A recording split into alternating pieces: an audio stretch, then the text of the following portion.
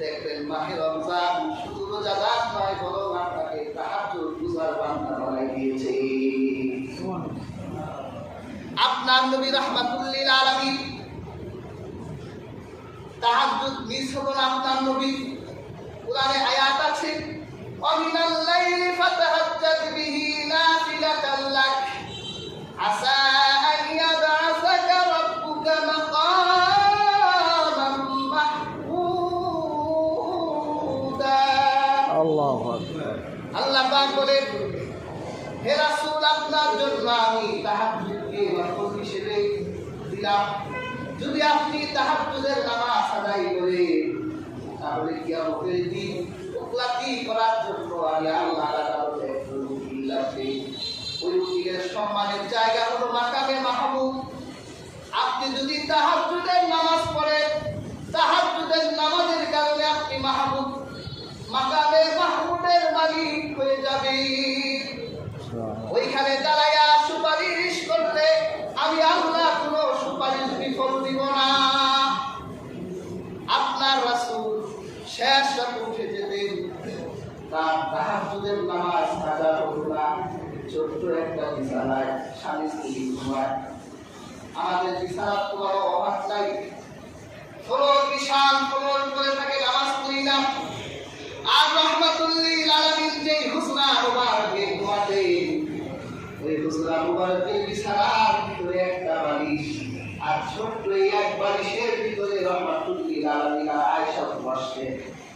ইয়া হাবিব, আল্লাহ রাসূল চুপি চুপি উঠে যেতেন, আয়েশা পড়েই থাকতো। রাসূলুল্লাহ হুজুরে ওই বিছানার উপর দাঁড়িয়ে যেতেন নামাজে। হযরত মা আয়েশা মাঝে মাঝে ঘুমের ভিতরে তার চোখ খুলতো, দেখতো আল্লাহ রাসূল নামাজে এত দীর্ঘ সময় দাঁড়িয়ে আছে যে রাহমাতুল লিল আলামিনের পাগুলো ফুলে গেছে। কতক্ষণ দাঁড়াই থাকলে পা ফুলে? আমরা তো আধা ঘন্টা দাঁড়াই থাকতে পারি না। আর আল্লাহর হাবিবের পাগুলো ফুলে যেত।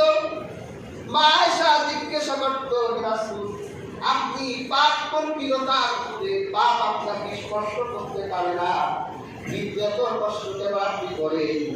আল্লাহ রাসূল বলেন, আফালা কুলা আবদান শাকুরা, আমি কি আল্লাহ কৃতজ্ঞ বান্দা হব না?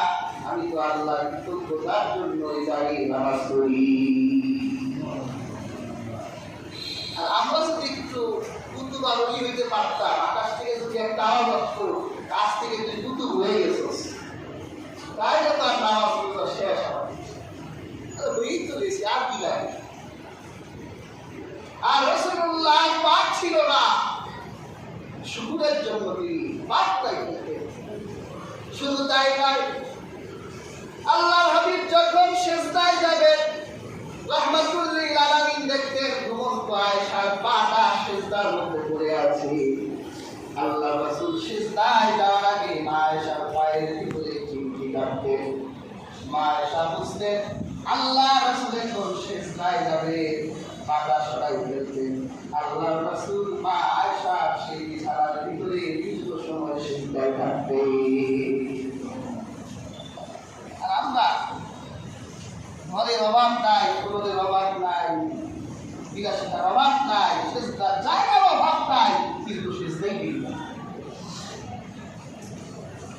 কাজে হাজির, রমজান চলে যাচ্ছে, আপনাকে নামাজের শিক্ষা দিয়ে যাচ্ছে, অভ্যাস দিয়ে গেছে। তুমি 20 রাকাত তারাবি করো, আবার শেষ রাতে তাহাজ্জুদ করো, তোমাকে অভ্যাস দিয়ে গেলাম। এরপর বাকি 11টি মাস তুমি অভ্যাসটা করে রেখো। নাকি রমজানও শেষ, আমরাও শেষ, এরকম হবে? আপনার এরকম যাবে না। প্যার হাজির, রমজান বিদায় নিচ্ছে। রমজান আমাদের মাঝে কোরআন রেখে গেল। কি বলেন? আমাদের দেশে, শুধু আমাদের দেশেই নয়, সারা পৃথিবীতে রমজান মাসে মানুষ একটু কোরআন বেশি পড়ে। পড়তে না জানলে কোরআন পড়ায়। কোরআনের প্রতি একটা তীব্র ভালোবাসা এই মাসে ফুটে ওঠে। রমজান করে চলে যাচ্ছি, এই কোরআনের ভালোবাসা তোমার বুক থেকে সরাই দিও কোরআনকে তোমার কাছে রাখো, কোরআন তিলাওয়াত করো যেভাবে রমজানে খতম থেকে। তুমি যদি অন্য মাসে খতম নাও দিতে পারো তাহলে কমপক্ষে 100 আয়াত পড়ো। হাদিসের কিতাবে এসেছে যে ব্যক্তি প্রত্যেকদিন কোরআনের 100 আয়াত তেলাওয়াত করে কাল হাসরের ময়দানে কোরআন তার জন্য শাফাতের কারণ হবে। সুবহানাল্লাহ। ওই দিন উকিল থাকবে না, মুত্তাক থাকবে না, তোমার পক্ষে কোরআন তোমার উকিল হবে, মুত্তাক হবে। যদি কোরআনের 100 আয়াত পড়ো, কোরআন শিক্ষা দিয়ে গেল চলে যখন যাচ্ছি কোরআনের খতম যেভাবে দিবি, আমি চলে যাওয়ার পরেও কোরআন 40টা কোরআন পড়ো। আল্লাহর সাথে মহব্বত হবে, মুলাকাত হবে এই কোরআনের মধ্যে। আল্লাহ রাসূল প্রত্যেক রমজানে কোরআনের এক খতম করতে জিবরাইল এসে শুনে যেতে। সুবহানাল্লাহ। জিবরাইল শুনতো কোরআন, রাসূলুল্লাহ যে বছর পাঠ করলে ওই বছর রহমাতুল আলামিন 2টা কোরআনের খতম দিলেন। সুবহানাল্লাহ। কাজী হাজরি কোরআন পাঠে মেসেজ দিয়ে যাচ্ছে, রমজান যা এসেছিলাম আমি চলে যাচ্ছি, কোরআন ছেড়ে দিও না।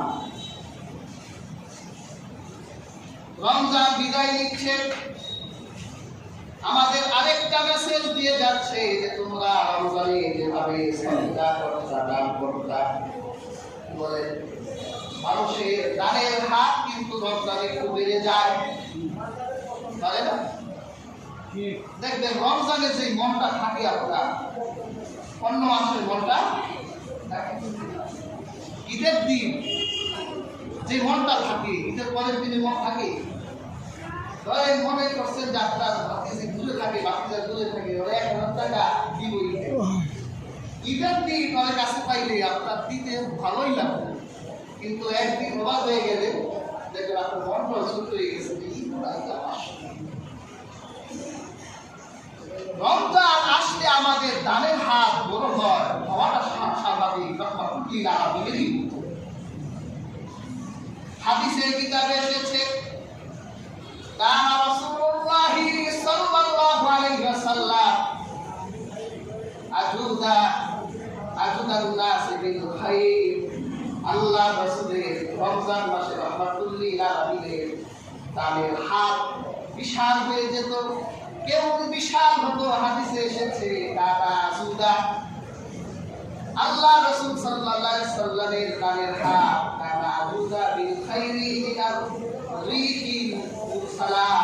বাতাস যখন বয়, বাতাস যেমন কার্পণ্য করে না একসাথে বসে, আল্লাহ রাসূলের মন কেমন উদার হয়ে যেত বাতাসের চেয়েও বেশি। রাসূলুল্লাহ ব্যাপক উদার মনে হয়ে যেতে, তিনি দানশীল হয়ে উঠতেন।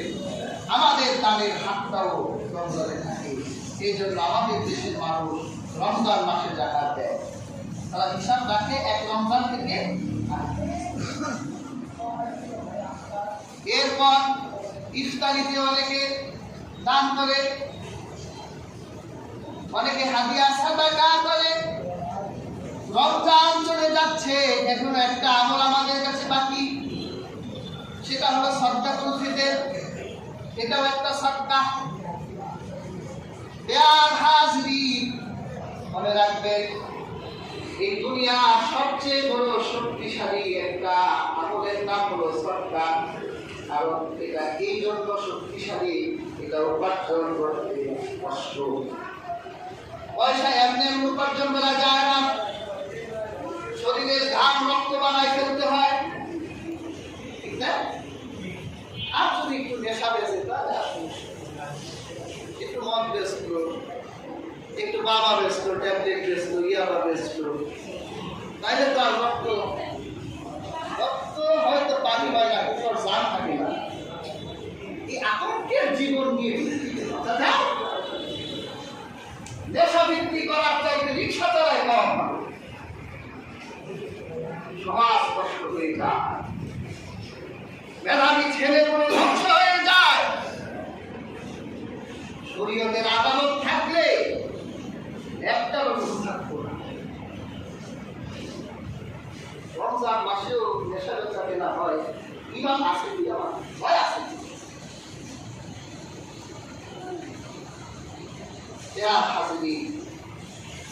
কষ্ট করে মেহনতের পয়সা থেকে যখন আপনি সাদকা করবেন, দান করবেন, এটা কিয়ামতের দিন আপনার জন্য পাহাড় হয়ে যাবে। সুবহানাল্লাহ। কোরআনের সূরা লাইল খুলে অনেক আয়াত আছে। একজন দাতার কথা বলি। আল্লাহ পাক বলেন ওয়াসায়ুজান্নাবুহাল আতওয়াল্লাযী ইউতি মাহু ইয়াতাসাক্কা ওয়া মা লিআহাদিন ইনদাহু মিন নি'মাতিন তুজজা ইল্লা বিতিগা ওয়াজহি রাব্বিহিল আ'লা ওয়া লাসাউফা ইয়ারদা। এই আয়াতগুলো নাযিল হয়েছে হযরত আবু বকরের শানে। আল্লাহর হাবিবের সবচেয়ে কাছের সবচেয়ে প্রিয় সাহাবী ছিলেন হযরত আবু বকর। ইয়া হাজিরিন, আমরা উসমান গনির দানের কথা জানি যে আল্লাহ